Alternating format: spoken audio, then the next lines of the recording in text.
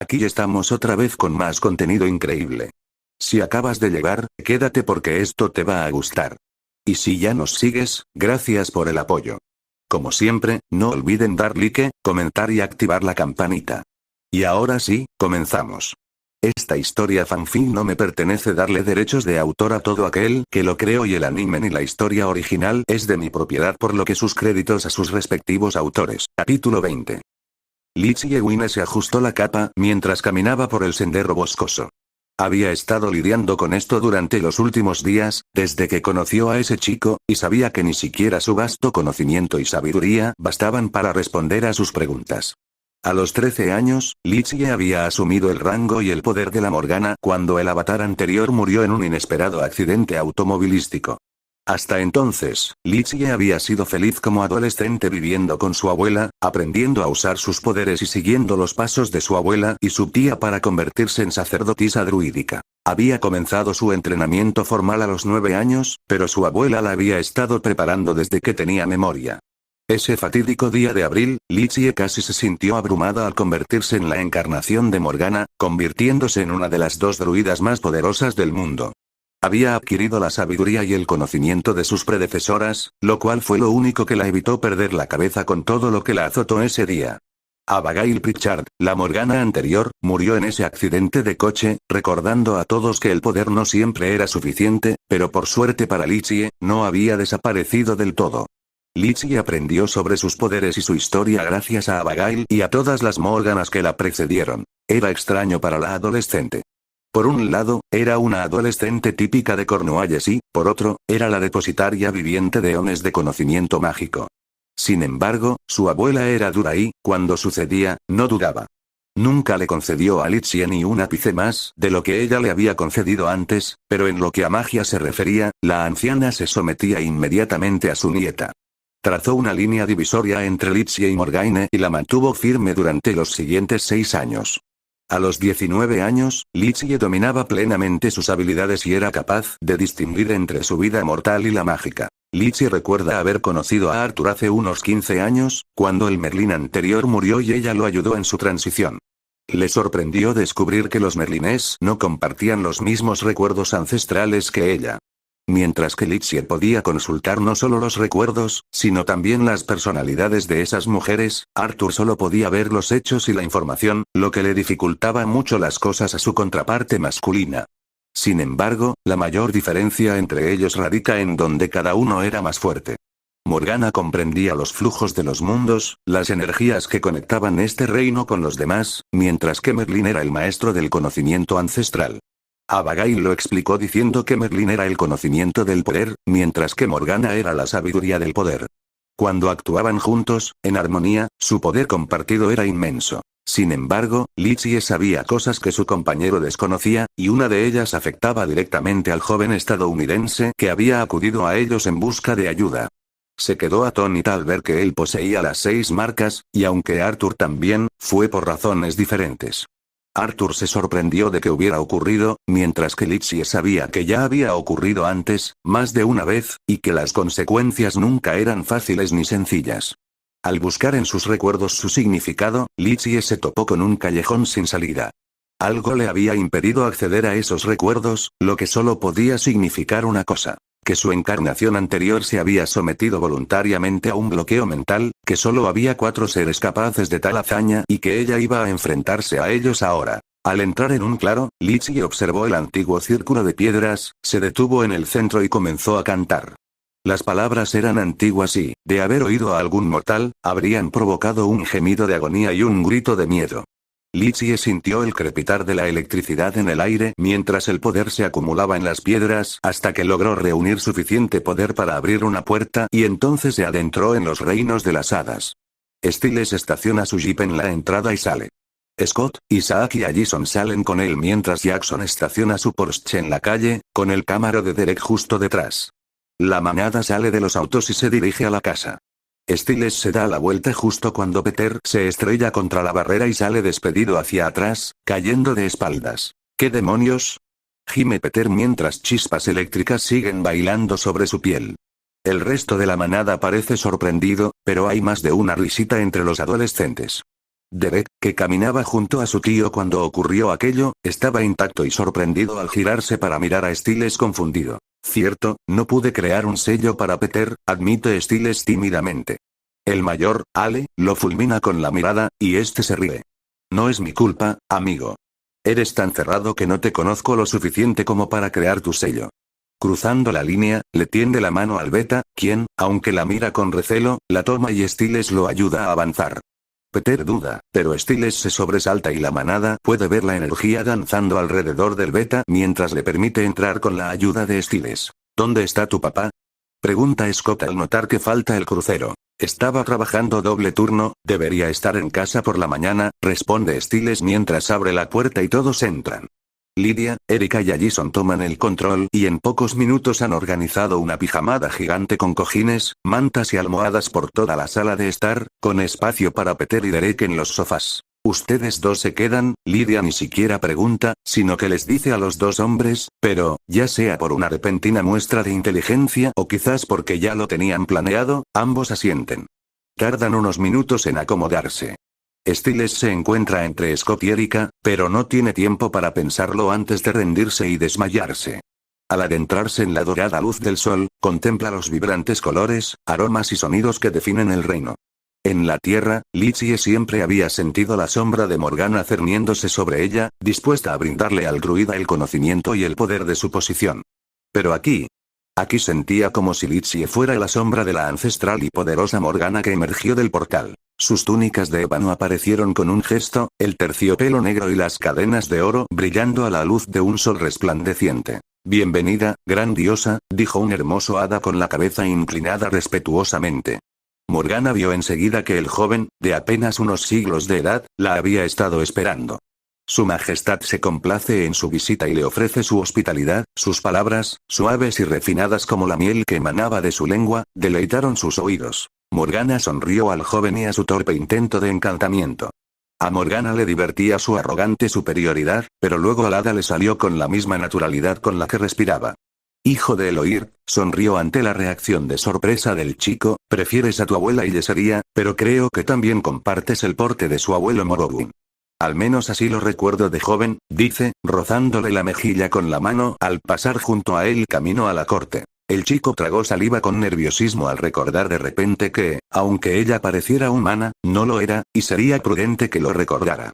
Caminando con determinación, Morgana recorrió un camino que no había pisado en casi 3 siglos, un niño a las hadas, pero varias encarnaciones para ella. Lo cierto era que no tenía motivos para visitar la corte primaveral de las hadas antes. Sin embargo, había conocido a la reina hacía menos de un puñado de años, así que Lizzie se había sentido más cómoda empezando por allí. Al entrar en el claro, Morgana contempló la sencilla belleza de la corte primavera. 2 asientos de madera viva se encontraban al borde de un claro, bañado por la hierba verde, flores de colores vibrantes en plena floración y la cálida luz del sol danzando entre las hojas eternamente verdes de los árboles que los rodeaban. Al levantar la vista, vio a la reina y al rey de la corte primavera y se acercó a los tronos, deteniéndose en un lugar que, según la costumbre milenaria, era para los visitantes de igual a igual. Saludó brevemente con la cabeza a ambos monarcas. Morgaine, sabia en el poder de los reinos humanos, bienvenida a nuestra corte, dijo Orlaik con una cálida sonrisa en su hermoso rostro. La reina de la corte primavera era joven, hermosa y elegante, con una forma excepcional incluso entre la magnífica belleza de las hadas. No has honrado nuestros campos en muchos años, sus palabras transmitían melancólica decepción en lugar de verdadera preocupación. Su consorte asintió cortésmente, pero aparentemente había decidido seguir el ejemplo de la reina primavera. Sus majestades son muy amables, dice Morgana con perfección. Los demás miembros de la corte primaveral están distribuidos por el claro, observando el entretenimiento de la visita. Morgana mira a su alrededor con un leve movimiento de ojos. Espero expresar mi agradecimiento por la prueba que su corte ha puesto a prueba recientemente. Tomás y Hildria actuaron con sabiduría y gracia. Morgana sabe que a los Fae no les gustan las deudas, ni deber ni que les deban, y sugerir que uno les hizo o les debía un favor era la forma más segura de irritarlos. Hildria estaba muy intrigada con el joven mago, dijo Orlaik con tal indiferencia que envió alarmas a través de Morgana. Es único, asintió y pasó a otros temas de interés. Tratar con las hadas era una compleja y ritualizada danza de palabras, significados e intenciones. Morgana había explicado claramente el motivo de su visita, que la reina obviamente conocía y le había dicho que había más, pero el protocolo era lo primero. Tras casi una hora de agradables intercambios de noticias y reflexiones, Orliat declaró un festín para dar la bienvenida a Morgana a la corte, lo que dio paso a un banquete de casi 6 horas en el que sonrió cortés y amablemente a los diversos miembros de la corte primaveral, aplaudió a los artistas y felicitó a los responsables hasta que finalmente concluyó. «Ven, Morgana», dijo Orliat levantándose de su silla con elegante gracia. «Te mostraré un nuevo manantial que han creado nuestros bailarines acuáticos». Morgana se levantó y siguió a la reina, cada una asintiendo y saludando a las demás hasta que llegaron a una cortina de enredaderas y flores que una hada mayor, con la armadura de la guardia de la corte, apartó para dejar entrar a las mujeres antes de volver a colocarla, protegiendo la gruta. Morgana entró en la gruta y no tuvo que disimular su entusiasmo ante la magnífica vista. El lugar era impresionante. Una gruta, rodeada de flores blancas que brillaban con la luz plateada de la luna que inundaba la pequeña piscina y los jardines. Árboles tenues la protegían de todo lo demás y casi se podía creer que el resto del mundo era un sueño. ¿Lo apruebas?, preguntó Orliat con una sonrisa burlona. Mucho, Majestad, responde con naturalidad. Orliat ríe un momento antes de suspirar, hundiendo los dedos en el agua plateada. ¿Tienes alguna preocupación sobre el humano?, pregunta suavemente y Morgana asiente pero espera una señal del voluble Fae. Eildria y Tomás informaron que el niño estaba conmovido. Habíamos presentido su potencial muy al oeste, pero no estábamos seguros de qué hacer con las señales, admitió finalmente. Orliat, mis recuerdos de esta cosa, no existen. Sé que ha habido casos como él antes, pero desconozco las circunstancias de alguien. La única forma de que mis recuerdos se vean afectados sería si aceptara tal bloqueo. Solo una de las cortes podría hacerlo, añadió con cautela. Orliat se detuvo un momento, considerando atentamente las palabras del ancestral. Después de la última vez, se consideró que sería mejor que este conocimiento se contuviera. Se dudaba que los humanos aún tuvieran el potencial para llegar allí, pero aún hay suficientes en el mundo que recuerdan la posibilidad del arcanista. La palabra hace que Morgana se estremezca, el miedo y la emoción se entremezclan con susurros de júbilo. ¿Arcanista? No conozco esa palabra, pero sí, dice, comprobando cuidadosamente su exactitud antes de aceptar el sentimiento. Es parte de los recuerdos bloqueados. El conocimiento de Merlín también estaba bloqueado, pero no pudimos impedir que supieras que faltaba. La intuición de una mujer es fuerte, dice con una sonrisa burlona. Si la niña realmente tiene el potencial, entonces necesita saberlo, dice, y más rápido de lo que Morgana puede reaccionar, la reina de la primavera le toca la frente y, en un instante, la puerta de su mente se abre y se desploma con la avalancha de conocimiento. Morgana parpadea, sin saber cuánto tiempo estuvo sumergida en esos recuerdos, cuando se incorpora y observa el rostro ligeramente perturbado de la reina de la primavera. Preocupación, inquietud, miedo y esperanza compiten por expresarse, algo que sorprende incluso a Morgana. Lo recuerdo. El niño está en el camino y nuestras acciones lo han llevado infaliblemente a tomar la decisión, dice, dándose cuenta de repente de que sus acciones habían puesto en peligro el alma misma del niño. Si se aleja de su poder, renunciará voluntariamente al trabajo de la magia, ofreció Orliat tentativamente, pero Morgana la interrumpió rápidamente. El chico es un protector. Con gusto sacrificará su vida para proteger a quienes le importan. Se enfrenta a un Darach, y esa no es la situación que le permitirá quedarse al margen. Su poder seguirá creciendo, le confiesa a la reina. Cuanto más poder use, más rápido caerá, dice Orliat con absoluta certeza.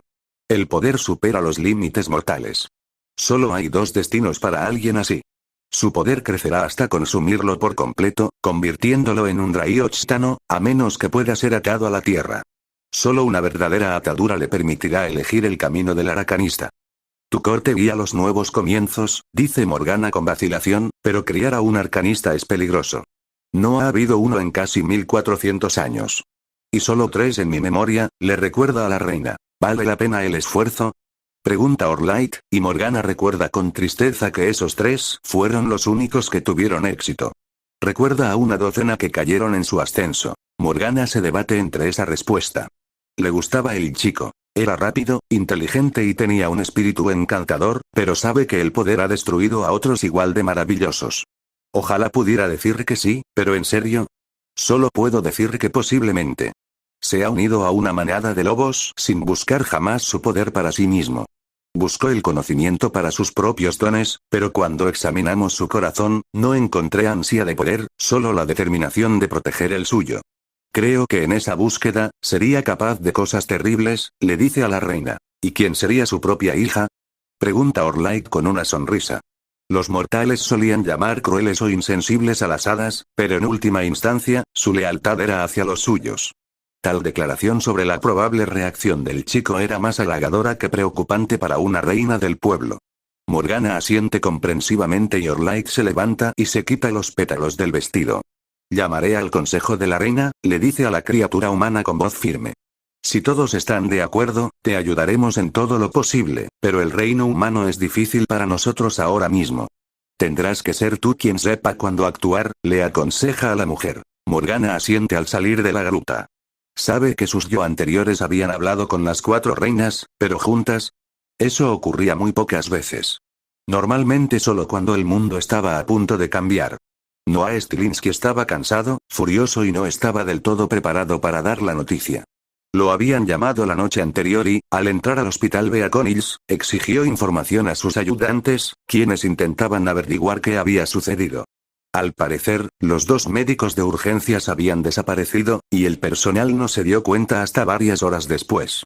Habían notado la ausencia de las enfermeras antes, pero como ambas eran personas respetadas, el resto del personal asumió que algo había sucedido para disuadirlas.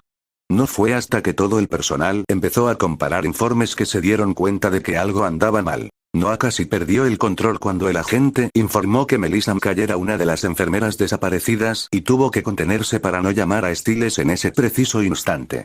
Lo habría hecho si su hijo no le hubiera advertido que esa noche era crítica y peligrosa, así que Noah se contuvo y se centró en los hechos. Había 4 personas desaparecidas. El Dr. Richard Michaels, un médico recién llegado a la ciudad hace unos 5 años. El Dr. Jacob Daniger, un médico que lleva aquí 30 años. Tracy Pearson, una joven enfermera en tan solo su 2º año de trabajo. Y Melissa McCall. ¿Podría ser por drogas? Le pregunta Parrish al sheriff, mirando al personal que trabajaba con 3 de los desaparecidos. Al parecer, el Dr. Daniger no había llegado a tiempo, a pesar de salir de casa a su hora habitual. Noah no esperó y ordenó una orden de búsqueda y captura, para el coche del doctor. Él se encargaría de cualquier queja por no esperar el tiempo requerido si surgía. Jacob nunca había faltado al trabajo en 30 años. Si no estaba allí, algo había pasado. Auxiliar de pruebas. Primero, consiga los hechos, dice Noah, aunque su mente está a 1000 por hora. Pasan varias horas antes de que logren construir una línea de tiempo, y el último clavo que lleva a Noah a descartar drogas u otras razones mundanas es cuando Jordan encuentra el amuleto de Melissa en una de las salas de reconocimiento. Una rápida comprobación confirma que hay una cámara de seguridad en ese pasillo y Noah envía al agente Parrish a comprobarlo. Encontró la grabación que mostraba a la enfermera y al médico caminando tras la mujer morena, aparentemente por voluntad propia. Sin embargo, Melissa estaba inconsciente y era llevada en brazos por el Dr. Michaels. Luego dividió a sus agentes con el equipo interno trabajando en su propia investigación junto con el resto. Noah pensó de repente que, a estas alturas, tal vez tendría que traer al resto del personal. Noah por fin se había ido a casa y ahora estacionaba su patrulla en la entrada. Al ver la colección de autos frente a su casa, parpadeó sorprendido. Parece que tenían visitas. Stiles se despertó con una intensa sensación de calor y confort, y un agradable olor a especias. Al abrir los ojos, se dio cuenta de que estaba acurrucado contra la espalda de Scott, mientras que la de Erika estaba firmemente contra la suya. Se apartó un poco, sintiéndose un poco avergonzado hasta que oyó una suave risita.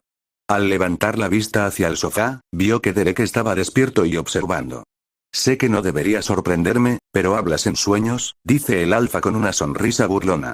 Supongo que nunca te callas, añade, y Stiles murmura ante la injusticia. Incorporándose lentamente para no despertar a nadie, Stiles logró levantarse y llegar al baño antes de perder el control.